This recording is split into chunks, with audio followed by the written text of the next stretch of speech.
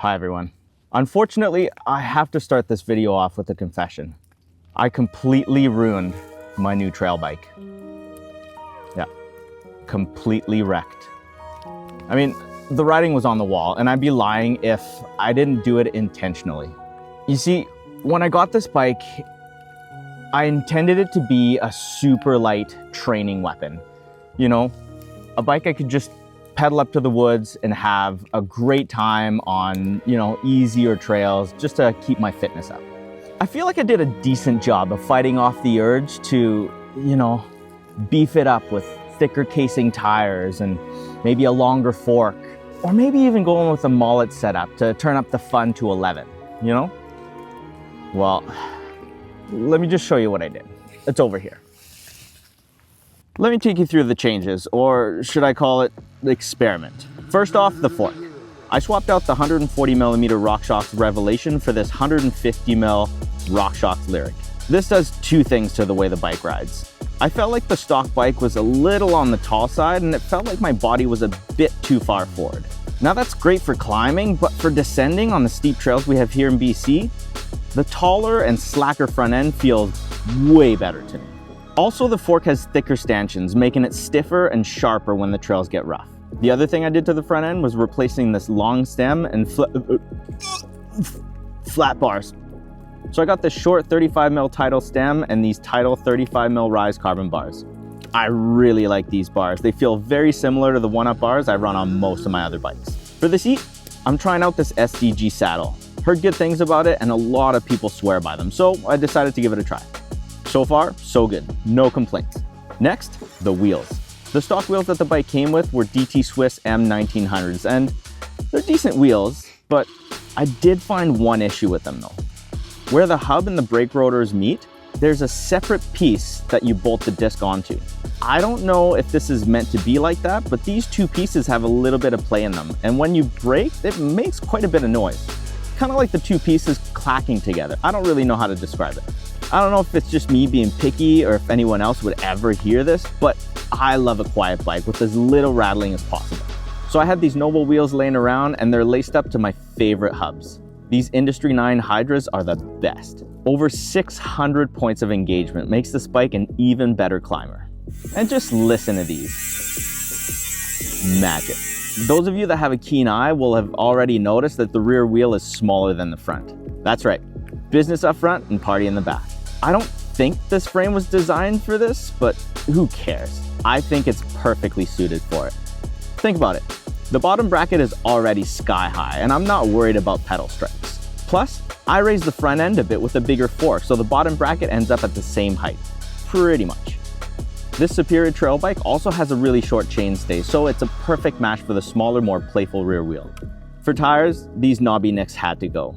Decent tires for green cross-country trails, but not strong enough for the trails I like to ride here. So I got dual ass guys on there right now with double D casings and max grip compound. I need all the grip I can get in the rainy season here, and I might swap back to a DHR2 in the spring.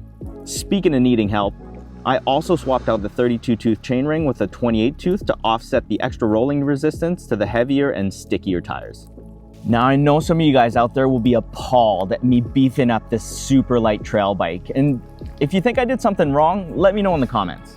Better yet, let me know what you would have done to a trail bike like this to make it perfect for the trails you ride. And for all you weight weenies out there, I'm happy to report that after all of these changes, with the thicker casing tires, bigger fork, cush core in the rear tire, big carbon rims, the bike has only gone up 1 single pound.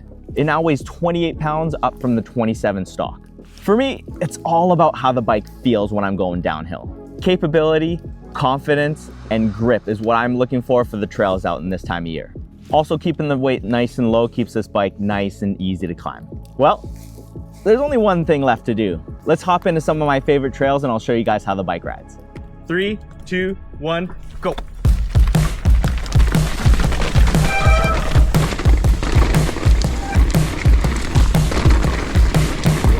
I'm loving how this bike feels now. Not that it wasn't good before, but now it feels tailor-made for me and the trails I like to ride. It's also a lot easier to point it down the steep sections. It kind of feels funny to say that, but having more of the front wheel ahead of you makes me so much more confident on the trails. I just kind of like the way that feels. Oh, what? With the Max Grip compound, the tires are definitely gripping the trails more now. Woo! They make the bike feel like it's Velcro to the trails. Whoa! I'm sure they roll a little slower, but I just don't care. Being able to fully trust the tires when I'm leaning the bike over or while I'm skipping over wet roots is definitely worth the trade-off for me. The shorter rear end is lower to the ground and feels more grounded. It's also much snappier in the corners. The rear wheel just tucks into the berms and makes the bike a lot more responsive to every input.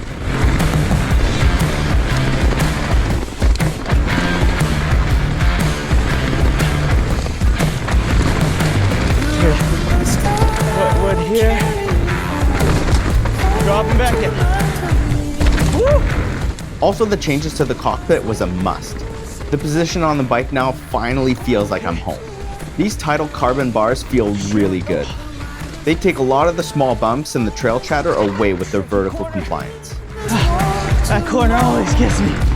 Come on, keep going. There is just one negative trait I may need to fix. I might have gone a little overboard with the geometry change. If I'm honest with myself, the longer front fork, the taller bars, and the smaller rear wheel just might be a little too much. The bike just feels a little too lean back when I'm climbing. I think I have to change either the front fork back to 140 mils or keep the bigger Lyric and go back to dual 29s. All three of these together just made too big of a change to the seat angle, and climbing suffers a little bit because of it now. Would you guys keep the taller fork and go back to 29s, or go back to 140 mil fork and keep the mullet setup? Please let me know in the comments. I just can't make up my mind.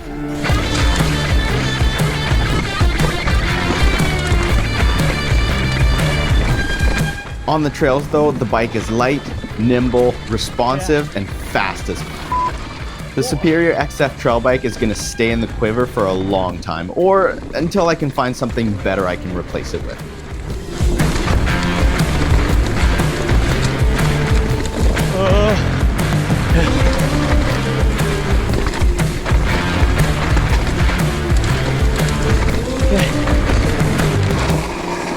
I personally don't think you're ever gonna find a perfect stock bike. There's always gonna be something you're gonna wanna change. Whether you're making cosmetic changes or swapping parts to make a meaningful change to the way the bike rides, I personally love this part of mountain biking. Like a soldier customizing his weapon with the right sight, barrel, stock, and ammo. There's always a way to make the bike better for you and your environment. I think I found a winner here, and I intend on riding this bike a whole lot more when I'm not riding the e-bike and racking up laps. As always, thank you so much for watching until the end. I'll see you guys in the next one.